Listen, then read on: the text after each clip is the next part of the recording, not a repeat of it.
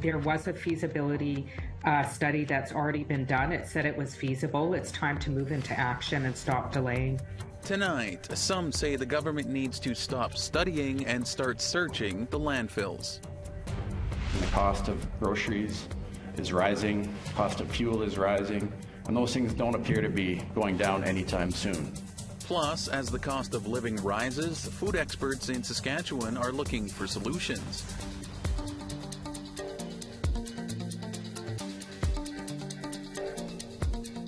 Good evening, Tanse Anin. Welcome to APTN National News. I'm Daryl Stranger. On the heels of an election that brought a new NDP government to power in Manitoba earlier this week, the Trudeau government announced close to $750,000 to study a possible search of a Winnipeg landfill. That despite the government already spending $500,000 earlier this year for a similar study which said such a search is feasible. APTN's Fraser Needham has more. Crown Indigenous Relations Minister Gary Anasandagiri had this to say outside the Liberal caucus on Wednesday. This is the next natural step in this process, and it's important that we get that information required in order for us to assess where we go from here, and this is where I'm looking forward to the province of Manitoba being at the table. The government is giving $740,000 to the Long Plain First Nation to get more information on the scope of a potential search of the Prairie Green landfill, where it is believed the remains of 2 Indigenous women are located. But Liberals remain non-committal on what role they will play in an actual search. Speaking to APTN's Nation to Nation this week, Hill Times columnist Rose LeMay called the announcement interesting. There already has been a feasibility study which clearly said that these things, landfill searches, are possible. They are possible. They are done so often in the States that the FBI actually has procedures how to do it. The NDP's Leah Gazan was more critical, saying the government needs to stop studying.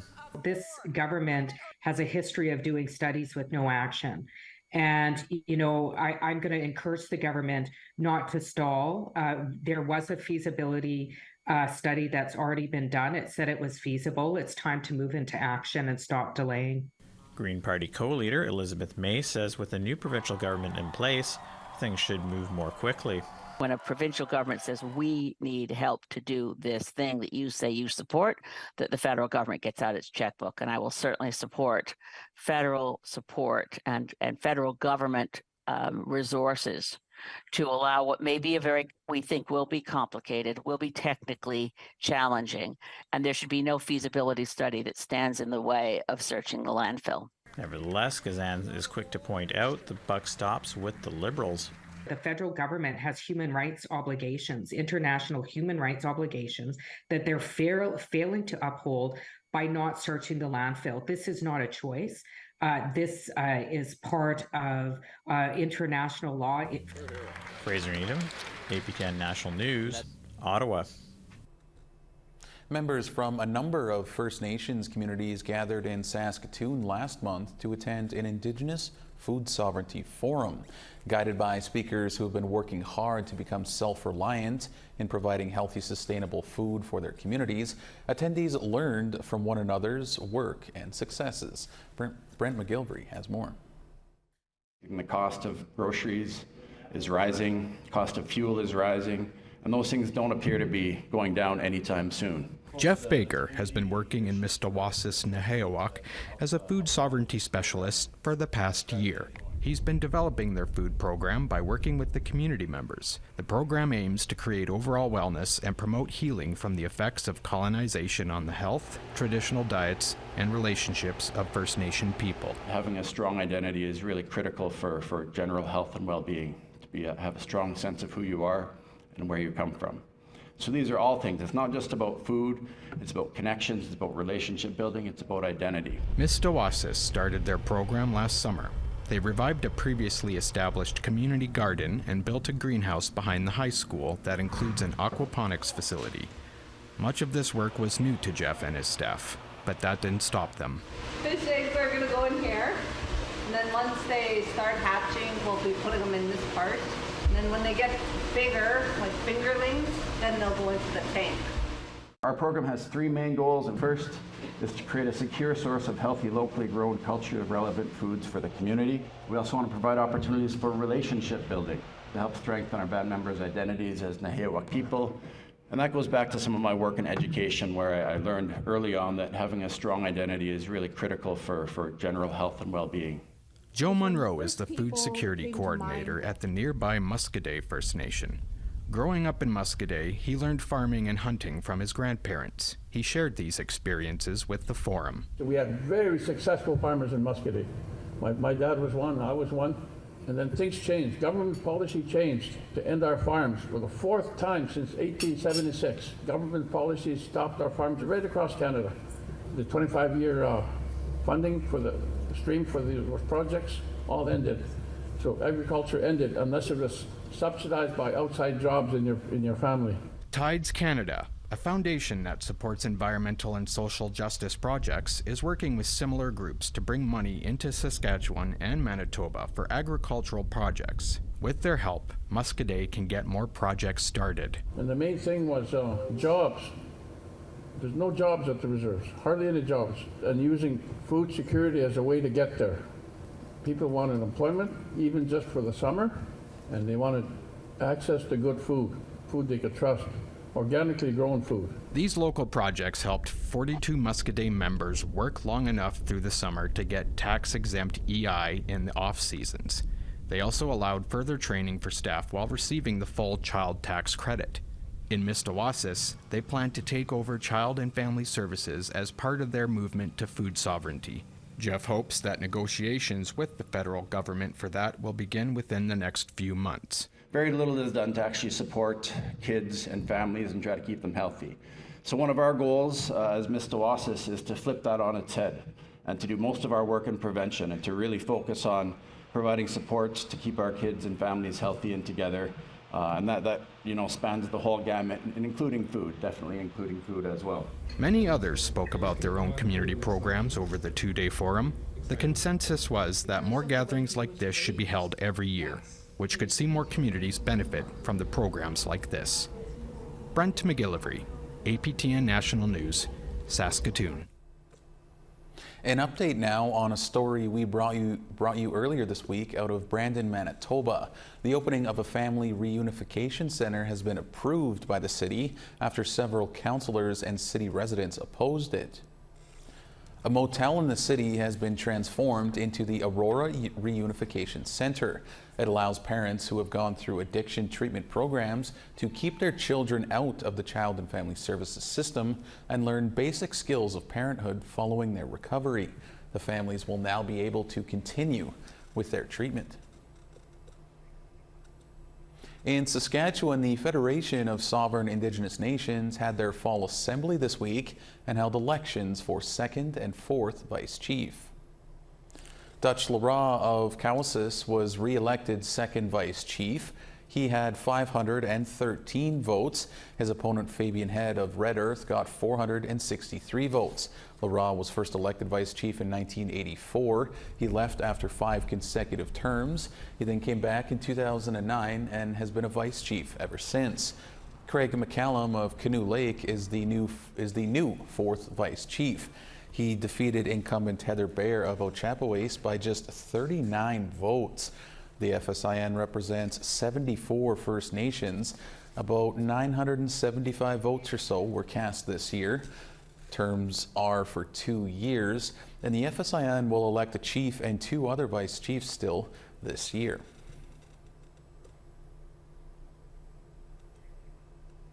This week, the federal government and one of Nunavut's Inuit organizations took a step closer to establishing Inuit-led conversation in the eastern part of the territory. Trevor Wright brings us this. This week, the Qikiqtani Inuit Association signed an agreement in principle with Fisheries and Oceans Canada to support Inuit-led conservation efforts in eastern Nunavut. Inuit have experienced the first-hand in climate change, the change of migration of the animals, and also we've been living here for thousands of years that we know that will help us out in the long run to ensure that we are conserving our waters and land. The agreement outlines goals to work toward many of QIA's existing conservation goals. This includes establishing Inuit stewardship over proposed and existing conservation areas in eastern Nunavut, supporting Inuit offshore fisheries in Canadian waters, among other goals. This continuation of finding ways to put a conservation area in our important waters in Baffin Island, this will help us. Central to this is the funding model, which utilizes a combination of government and private philanthropic funds. At this time, QIA are working with several private charities. Nunavut Premier and former QIA President PJ Akioguk was excited to see the agreement in sight. Protecting our natural resources while growing and diversifying our economy is a strong commitment shared by the government of Nunavut. This is a key principle that is outlined right in our Katutindotamande. The Premier added conservation efforts must be led by the people who live on the land. At the heart of this goal is that we strongly believe that Nunavut must be in the hands of Nunavummiut, and Nunavummiut to make decisions about our lands and our waters should be right here at home, which is at the heart and at the core of this agreement. Trevor Wright, APTN National News, Iqaluit. All right, it's time to step aside for just a moment. Plenty more news still to come. Stay with us.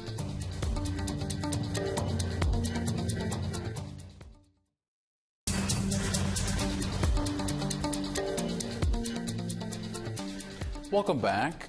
Well, we have a new premier in Manitoba. Wab Kinew is a member of the Onigaming First Nation in Ontario, but he grew up in Winnipeg. Kinew is the first First Nations premier of a province in Canada. Our Truth and Politics panel joined Dennis Ward to take a dive into this political development. Carrie Benjo is editor of Eagle Feather News in Saskatchewan, and Egon Sinclair is a columnist with the Winnipeg Free Press. Panelists, it's been a while since I got to join you. Great to see you. Carrie, let's start with you. The Conservatives, Progressive Conservatives, mounted quite the campaign about Wab Kinew's past and crime getting worse under Wab Kinew. What do you think it says that strategy didn't work? I think it says a lot for the society right now. They are willing to accept Indigenous people at all levels, and I think that speaks a lot for Manitoba people.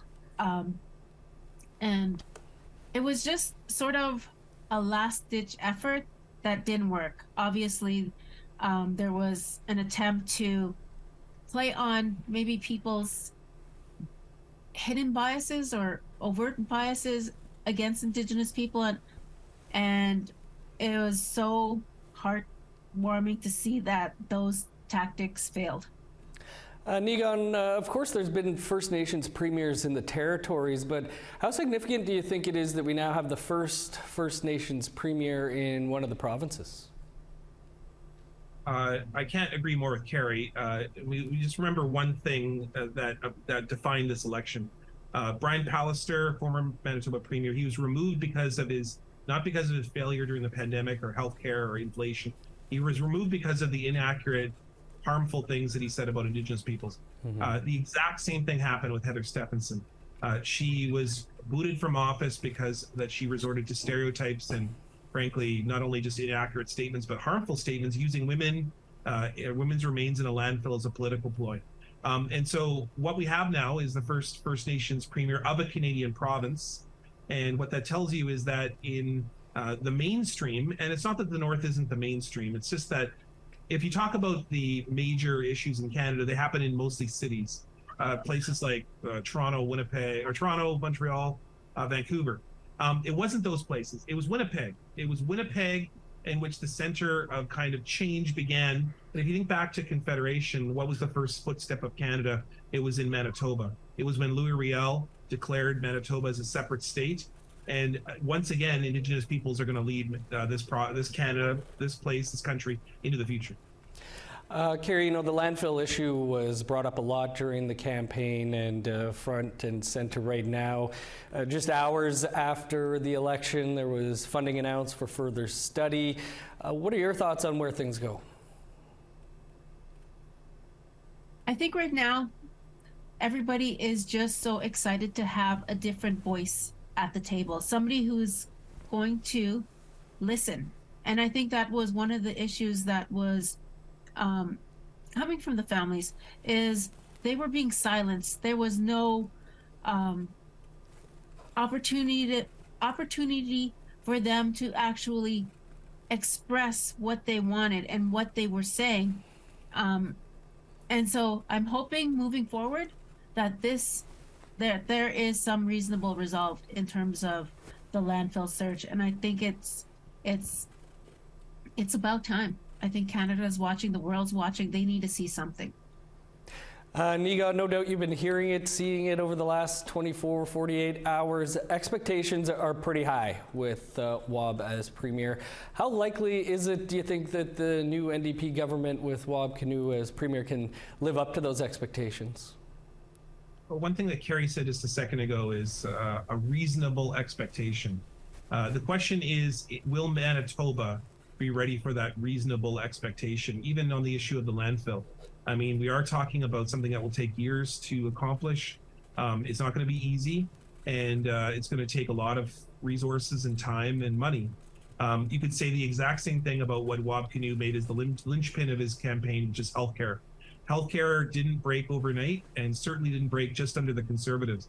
It was also the previous NDP government in Manitoba who put the initial fractures, but the Conservatives absolutely smashed the healthcare system to smithereens through their austerity agendas,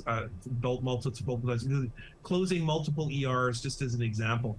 To rebuild those ERs, to rebuild a relationship with nurses so they come back in, to hire doctors that don't actually exist. I mean, these are monumental challenges that Wab Kinew is facing. Just on the issue of healthcare, people want healthcare to be fixed right away. And my hope is that they use some of Carrie's advice, which is a reasonable expectation moving forward, or else Wab Kinew's in a lot of trouble. I mean, he's not going to, if he overpromises, then that will be apathy. And then what is the major Conservative message? That he wasn't ready for office. If he gives evidence of that, meaning that he overpromised or that he can't deliver right away, that's just going to feed more fire to rancor and division. Carrie Niga, great to be back with you. Appreciate you taking some time for us this week. Nice to have you back. Always a great discussion with our panel there. All right, one final break is upon us. A new APTN Investigate season is here. A small preview of what's to come is next.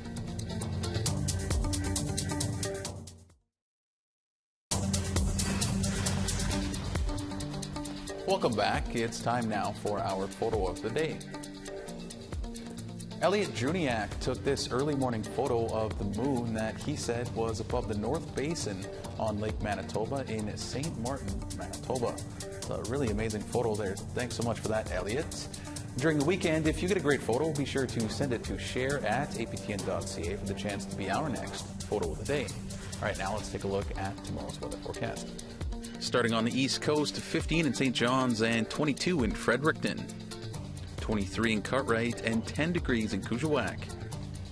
21 in Quebec City and 19 in Montreal. Ottawa is looking at 10 degrees with some showers and 12 in North Bay. 6 degrees and showers in Wawa and 9 in Sioux Lookout. 6 degrees up in Churchill and 8 in God's Lake. Showers and 9 degrees in Barons River and 10 and some rain in Winnipeg. Regina's looking at 8 degrees with some of those showers and 10 in Saskatoon. Clear and 14 in Buffalo Narrows and 9 degrees in Stony Rapids. Continuing west to 7 in Fort Chipewyan and 19 in Peace River. 21 degrees and clear in Edmonton and 20 and clear in Calgary. Sunshine continues in Vancouver and 20 degrees and 22 in Campbell River. 21 degrees in Prince George and 15 in Fort Nelson. 1 degree in Beaver Creek and -6 in Rock River. 8 degrees in Fort Simpson and 6 in Yellowknife. 1 degree in Colville Lake and -2 in Inuvik. -1 in Chesterfield and -3 in Baker Lake. 1 degree in Iqaluit and -2 in Clyde River. While APTN Investigates returns tonight with an all-new season. And the first of a two-part series, journalist Kenneth Jackson examines the mystery surrounding the deaths of 2 Mohawk fishermen in 2015. For more on Secrets of the Bay, Part 1, we are joined now by Kenneth Jackson. Kenneth, thanks so much for taking some time for us today. Can you start by giving us a quick rundown on what this investigation is all about? This investigation is into 2 young men, 2 friends who are Mohawk from Tynaga territory near Belleville, Ontario, who drowned 8 years ago while fishing. It's a tragic tale. They went out at 1 in the morning, never came home. Families always long believe they were murdered and are killed by accident by somebody else. Police ended up ruling it was an accident, and we came in 8 years later and to try and uncover what really happened that night on the water. Now, Kenneth, this is a 2-part series, right? So what can we expect to see in this Part 1? Part 1, we set the scene. It's like you have to understand, these families, the parents are in a never-ending loop of trauma. It's just never-ending. It doesn't stop. 8 years. So we take you into that pain because you need to see it. You need to see what they're going through. Then we really try to, what I've done is try to break down the police investigation. That's been my whole thing. Point A to point B. The story will show itself. It was a really poor police investigation. That's indisputable. And you'll start to see pieces of that, what we mean, or what we found during that investigation, and we show, and we go from there. And that leads into Part 2, which I don't want to get too much into, but Part 2 goes into a little bit more of the police investigations and stuff like that. But Part 1 really just kind of takes you back to April 26, 2015, and goes on and shows you what the family went through in those 2 weeks that the boys were missing. And Kenneth, what's the reaction been like so far here? So the community itself is, you have to understand, the community, when these boys went missing, they responded, like everybody went on the water. It was, but it also ripped them apart. So it brought them together and ripped them apart. So I'm aware of that trauma that not just the families have, but the community does too. And there's been overwhelming support for us to do this. People want answers. A lot of people believe they were killed. A lot of people do. Now there are some who don't. And those people, and I can say this now because I posted it on my Facebook and my social media accounts, have tried to intimidate me. They sent people after me to try and, that I believe, to stop me from doing this story, to try and scare me. Not only that, they put out homophobic memes into the community where they labeled some of our sources rats. Now, I get people calling me trying to convince me it's an accident, and that's fine. My mind's not made up one way or the other. I'm just trying to follow the facts. But how does it help to have me intimidated or my sources intimidated, believe it's an accident? Doesn't make any sense. So the reaction's been a bit mixed, but overwhelmingly in that sense, but overwhelmingly, people want to know the truth. Mm-hmm. And I'm trying to get to it. I am. It's a hard thing. It'll take a long time, but we're getting there day by day. Mm-hmm. Well, Kenneth, we certainly look forward to this new investigation and the whole Investigate season. So thanks so much for taking some time here today. Right on, Daryl. Thank you. Now you can catch Secrets of the Bay Part 1 a few minutes from now following APTN National News. And that is going to do it for this evening on APTN National News. Remember, stick around for the new season of APTN Investigates. For all of us here, thank you so much for joining us. Miigwech Kinanaskmutin. Have a great night.